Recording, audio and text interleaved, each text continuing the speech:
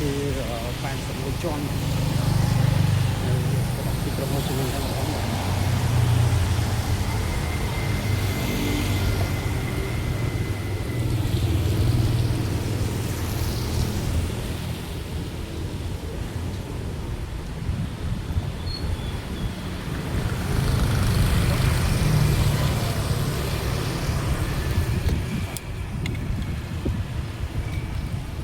tất nhiên tới và tới đã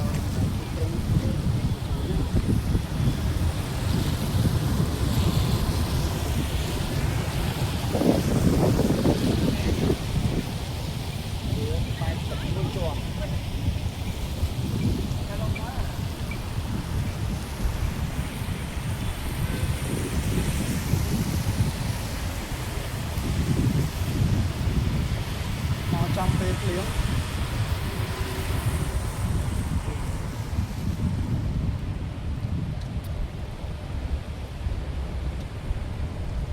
ពេលភ្លៀងអត់បានកន្លែងមានថតរូបទេបាទចឹងបាទ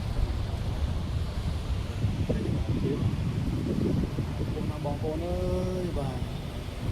នេះគឺជា landmark បាទ landmark 81ជាន់ទស្សនាជុំវិញទីបាទ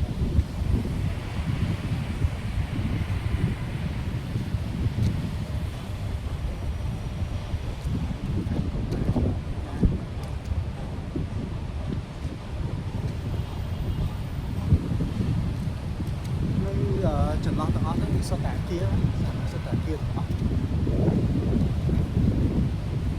កន្លែងថតរូបសាសាច្រើនបាទតែ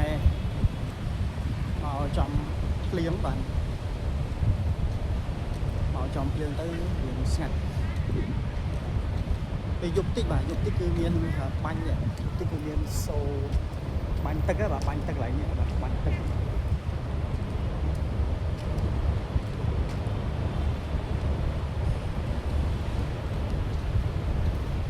នេះក៏ក្បែរអាគារខ្ញុំឡាញ់លេង